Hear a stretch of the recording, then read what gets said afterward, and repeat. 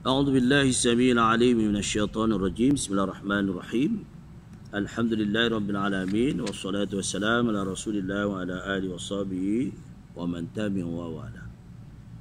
InsyaAllah pada pagi ini 1 Jamadil Akhir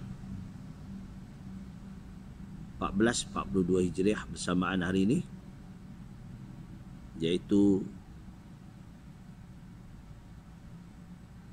13 ya. Hari ini 14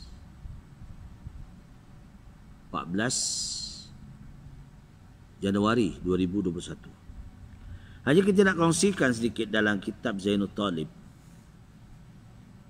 berhubung tentang solat, semat sembayang. Ya. Sembayang itu terangkan waktu-waktu sembayang fardu. Waktu-waktunya ialah seperti berikut. Fardu zuhur, waktunya mulai daripada tergelincir matahari daripada tengah-tengah langit hinggalah bayang sesuatu benda itu sama panjang dengannya, selain daripada bayang-bayang ketika matahari di tengah-tengah langit. Yang keduanya sembayang asar, di waktu mulai daripada bayang-bayang sesuatu benda itu lebih panjang daripadanya hinggalah masuk matahari.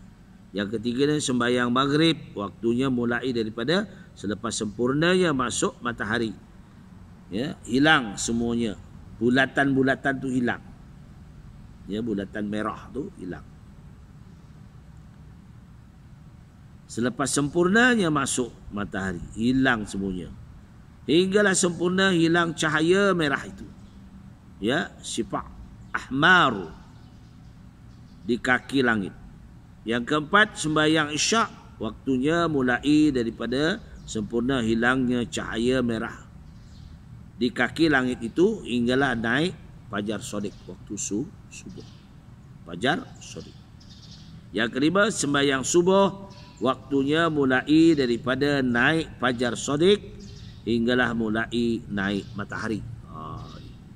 Sebab tu sebelum matahari ada waktu syuruk, ya, isyraq. Adakah sembahyang itu wajib dikerjakan dengan segera apabila masuk saja waktu? Ya, tidaklah wajib, tapi seabdal. Seabdalnya. Ini berlaku di zaman Rasulullah sallallahu alaihi wasallam. Sahabat ni bertanya dengan Rasulullah 3 pagi tau. Ma abdalul a'mal ya Rasulullah sallallahu alaihi wasallam. Rasulullah jawab pada pagi yang pertama, as-salatu ala miqatiha, sembahyanglah pada awal waktu, dia kata. Esok lagi ditanya. Dia tak puas hati lah. Tanya. Rasulullah tak marah. Kita kalau 3 kali 4 kali tanya, semalam aku dah beritahu dah. Rasulullah tak jawab. Tak jawab. Maka dia tunggu tu. Rasulullah balik biasanya selepas dia sembahyang solat isyraq. Ya. Habis isyraq dia sembahyang baru dia balik.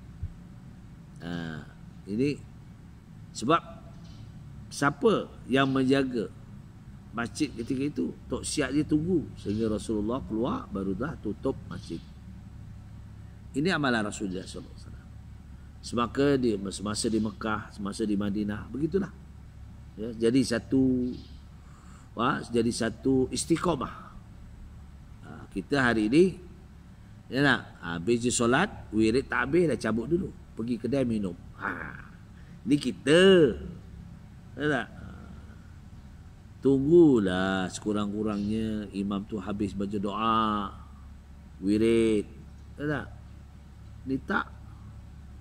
Assalamualaikum warahmatullahi wabarakatuh. Assalamualaikum warahmatullahi wabarakatuh. Istighfar 3 kali, dia doa sendiri, dia calik pun. Kot dah sibuk maskul kerja tak apa. Ini nak minum di kedai. Kan hari ini tak boleh minum di kedai. PKP. Di Kuala Lumpur, di Selangor ni tak. Jadi beli je bawa balik. Tapi bolehlah kita duduk masjid, ya, tunggu sekurang-kurang wirid habis selesai baca doa, barulah tam sempurna amalan kita.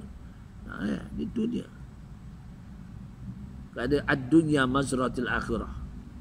Dunia ini adalah mencari bekal untuk mati. Betul? Ad-dunya mazratil akhirah. Kita diberi hidup kat dunia ini untuk jadi bekal mati. Bukan untuk cari harta. Bukan tak boleh cari harta, boleh. Harta kita banyak, kita boleh manfaatkan kepada yang lain.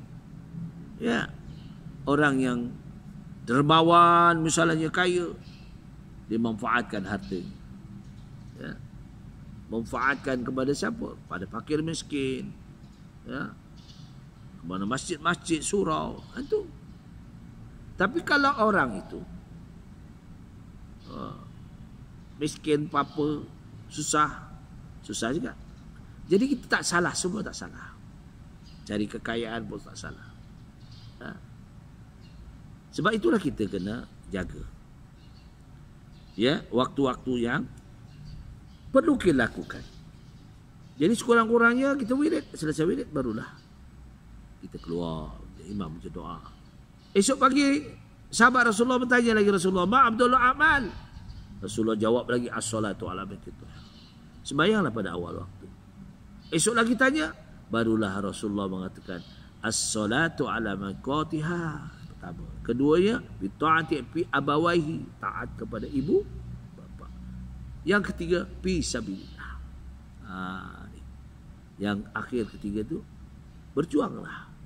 Keluarkanlah untuk pada jalan Allah. Mak bapak jatuh kedua. Ni jangan jadikan mak bapak seperti suruhan kita. Kita dah tak ada. Yang ada mak bapak lagi. Kita kena hormat, kena jaga. Kena selalu call dia. Telefon, mak apa khabar? Ini bapak mak yang telefon. Ni kadang-kadang dia kena call. Sebab ini silaturahmi. Rasulullah mendidik kita supaya kita kerana mak bapak jatuh yang kedua. Ataupun fisabilillah kita yang ketiga. Kalau kita dah boleh manfaatkan keuangan kita banyak, ya tak? Seperti orang-orang yang ada keuangan yang banyak, boleh dimanfaatkan untuk derma banjir. Banyak perkara-perkara yang boleh kita keluarkan. Baik. Jadi itu tidak wajib sembahyang itu dikerjakan dengan segera apabila masuk saja waktunya. Bahkan ia harus dilambatkan hinggalah tinggal daripada waktunya. Ni harus, ya. Jangan pula harus tu kita laksanakan. Hanya secukup-cukup untuk mengerjakan sembahyang itu. Maka pada ketika yang demikian itu wajiblah sembahyang itu dikerjakan dengan segera. Tetapi sebaik-baiknya ialah sembahyang itu dikerjakan apabila masuk waktu sahaja, yakni pada awal waktu. Tu as-salatu ala miqatiha. Tapi kalau kita tunggu jemaah imam datang, ada lagi bagus. Baik. Apa dia sembahyang ada tunai dan apa dia sembahyang qada? Ini persoalan. Sembahyang tunai, sembahyang qada.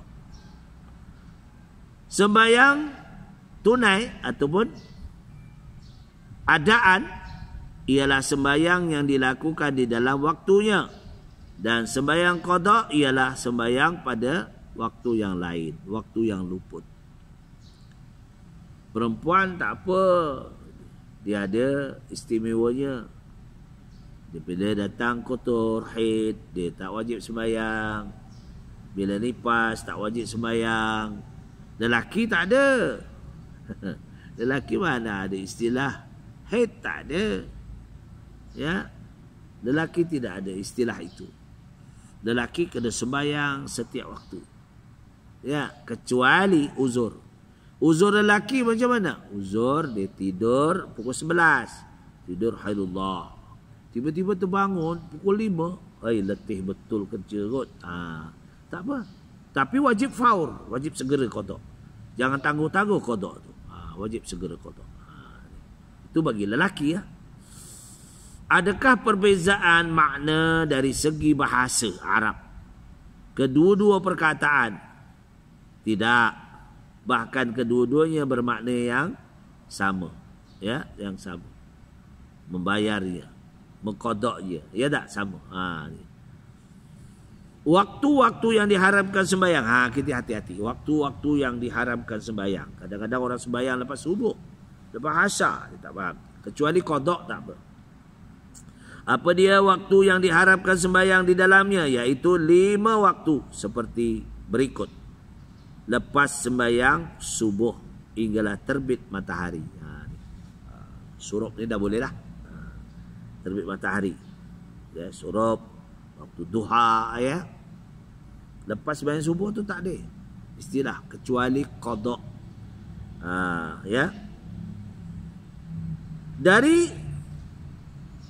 Dari terlibat matahari. Dari terlibat matahari hinggalah sampai qadar segalah atau 7 hasta pada pandangan mata. Terlibat matahari tu waktu dekat waktu maghrib. Janganlah kita waktu kemerah-merahan tu tunggu selesai matahari tu terbenam. Tu tak boleh kita sembahyang. Yang ketiganya, pada ketika matahari itu berada di tengah-tengah langit hingga ia tergelincir, melainkan pada hari Jumaat. Hari Jumaat tak apa. Hari lain, matahari tengah-tengah langit tu kita sembahyang. Sembahyang duha kodonnya. Sembahyang duha buatlah awal. Ini sembahyang duha ada akhir-akhir. Eloknya kita mulakan terbitnya matahari tu kita sembahyang duha. Anggaran sekarang dalam pukul nak senang. Pukul 7.40, 7.2 dia dah masuk dah duha dah. Tengoklah waktu ni, kalau waktu subuh akhir maka akhirlah. Kalau waktu subuhnya awal, lagilah awal. Boleh. Sekarang di mana-mana pun pejabat ada tempat untuk kita sembahyang duha 2 rakaat. Kalau kita tak mampu 2 rakaat, kita buat 4 rakaat. Betul tak? 2 salam. 2 rakaat salam, bangun 2 rakaat semalam. Kalau kita tak mampu 2 rakaat, kenapa pula 2 rakaat dah tak mampu, 4 pula?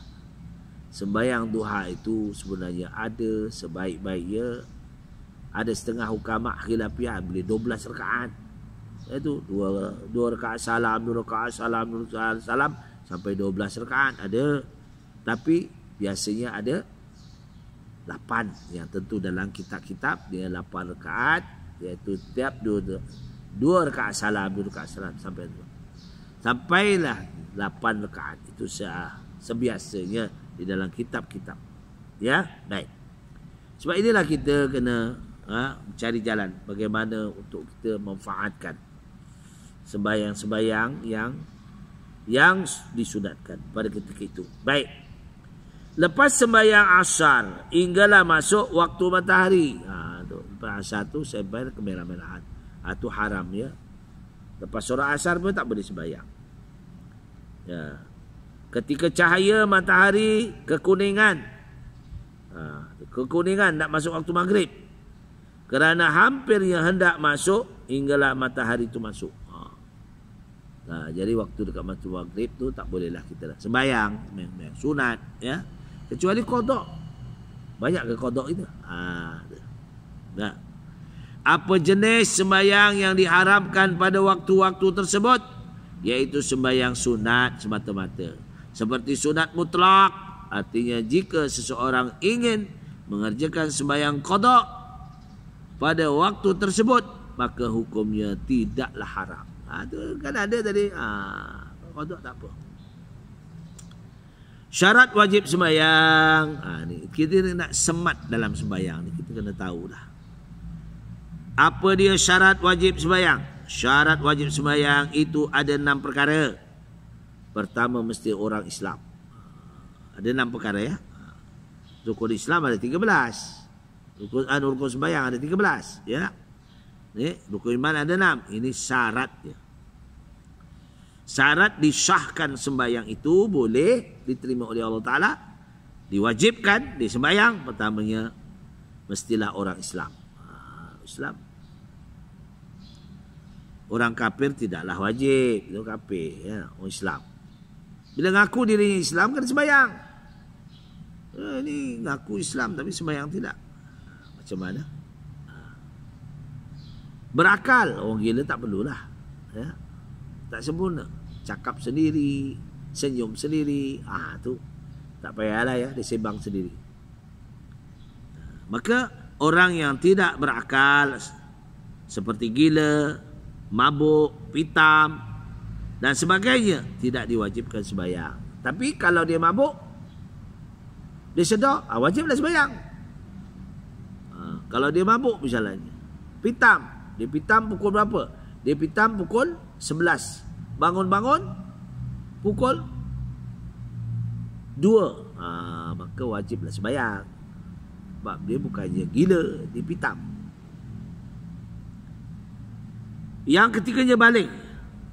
Kanak-kanak sebelum balik tidak diwajibkan. Balik ni orang yang sempurna. Ya, ada usia. Biasalah baris bagi laki-laki biasanya 15 tahun.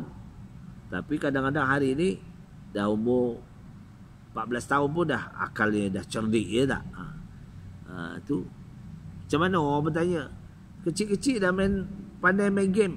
Itu belum balik, main aja. Dia main aja, cerdik dalam game. Dah berumur 2 tahun, 3 tahun dah pandai sekarang. Sebab dia ikut bapak-bapak dia dah latih main game ni tak? Main apa ni? Main kartun-kartun, tengok kartun, dia buka, dia cepat dekat. Tapi dia belumlah peringkat wajib untuk, sebab dia belum balik. Ya. Walaupun dia cerdik. Sejahtera pendengarannya, penglihatannya. Orang buta dan tuli sejak ia dilahirkan atau sebelum ia memayis, walaupun ia boleh berkata-kata, tidak diwajibkan sembahyang. Tetapi jika buta dan tuli datang sesudah ia memayis, maka wajib ke atasnya sembahyang juga. Tak wajib sembahyang. Contoh macam mana? Ni orang kadang-kadang keliru ni. Sejahtera pada pendengarannya dan penglihatannya. Orang yang buta dan tuli sejak ia dilahirkan atau sebelum ia memayis, walaupun ia boleh berkata-kata, tidaklah diwajibkan sembahyang. Tetapi jika buta sahaja, buta dan tuli datang sesudah ia memayis, maka wajiblah ke atasnya sembahyang. Telah dia memayis, datang ya, sebelum memayis dari kecil lahir, lain ya. Sampai seruan Islam kepadanya. Orang yang tidak sampai seruan Islam, itu tak apalah. Maknanya masih kafir, wajib sembahyang. Tapi bila dia jadi mu'alaf, masuk Islam, kenal Islam, maka wajiblah sembahyang. Ya, seruan Islam kepadanya. Seperti ia tinggal pada puncak gunung. Itu kalau orang dulu-dulu kali. Sekarang semua ada, tuan-tuan. Semua ada. Ya, semua ada. Radio ada, TV ada. Semua ada lah. Kalau dulu, yalah, sekarang alam maya alam maya dah terang. Semua ada. Gunung Gadang orang yang duduk di puncak alam. Itu di puncak alam lain. Puncak alam tu. Bukannya tempat yang ulu, ya. Puncak alam di sini memang ya, ni puncak gunung yang tinggi. Yang dia orang lama lah, ya tak? Tapi kalau puncak alam ni orang-orang, ya, ni orang-orang bijaksana semua, akil balik semua, ya. Puncak juga namanya, ya tak? Tapi ya, yang jauh terpencil, maka tidak diwajibkan sembahyang sebab dia tak tahu ceritanya, tak tahu. Tapi kalau tempat tu dah ada penerangan, pendakwah datang menerangkan, tu ya, otomatik lah apabila dia lah memeluk agama Islam, terutamanya lah. Apa hukum menyuruh kanak-kanak supaya melakukan sembahyang? Wajib ke atas penjaga. Ni wajib tanggungjawab di atas penjaga. Kedua ibu bapa. Ya, sebab dia setiap yang lahir itu adalah bersih. Kullu nafsin, ya, setiap yang lahir, kullu mauludin yuladu ala fitrah. Setiap yang lahir ke dunia ini bersih. Fa'abawaihi, kedua mak bapak lah. Nak jadikan dia Majusi, nak jadikan dia Nasrani, nak jadikan dia Yahudi, nak jadikan dia Nasara, nak jadikan dia Islam. Kedua bapak. Fa'abawaihi, tanggungjawab, wajib. Sebab itu wajib mak bapak, ya, tak boleh tidak. Umur 7 tahun mesti dididik macam mana dia sembahyang. Ni tanggungjawab mak bapak. Jangan tunggu dia hantar sekolah. Hari ini dia pergi hantar sekolah dia, sembahyanglah dia. Akan disoal mak bapak. Apa kau buat? Tapi kalau dia sudah kita ajar, didik dia malas dah, dia akil balik, lantak dia. Tapi walau macam mana pun kita kena bagi teguran. Kerana tanggungjawab. Sembahyang itu bagi orang Islam tak boleh tidak. Mesti. Ya, sebab itu bila umur kecil tarbiyahkan ni 7 tahun. Sampai umur 10 tahun dia tak mau ngaji, dia tak mau sembahyang, pukul dia. Bukanlah pukul sampai patah memata. Pukul, memberi pengajaran. Ini warisan kita. Kalau kita tak ada, ini aset kita. Kalau kita tak buat kepada itu, kita lah bertanggungjawab apa nak jadi anak kita. Baik. Hendaklah pukul anak itu apabila ia berumur 10 tahun. Sekiranya ia masih meninggalkan sembahyang. Tak, pukul dia. Pukul yang ringan. Ya. Kadang-kadang dia tak mau sembahyang. Dia budak-budak ni kadang-kadang nipu tau, nipu. Kita intai. Dia sembahyang, tahu-tahu dah tahiyat akhir. Bila dia sembahyang, intai dia. Kalau bangun payah, kita jadikan satu supaya dia takut. Senang aja. Ambil air, campak kat muka dia. Apa dia? Marah mula-mula. Tapi kalau kita dah didik tarbiyah, insya-Allah. Jangan kita biarkan. Budak lagi. Budak lagi. Tak. Islam ada garis panduan. Syarat sah sembahyang. InsyaAllah kita perusian yang akan datang berhubung syarat sah sembahyang. Yang baik semuanya daripada Allah Ta'ala. Mana kekurangan kita mohon maghfirah Allah Ta'ala. Mudah-mudahan ilmu pada pagi ini, soal jawab dalam kitab Zainul Talib ini bermanfaat kita bersama. Aku liqauli hadza astaghfirullahalazim wa lakum wa billahi taufiq wal hidayah. Wassalamualaikum warahmatullahi wabarakatuh.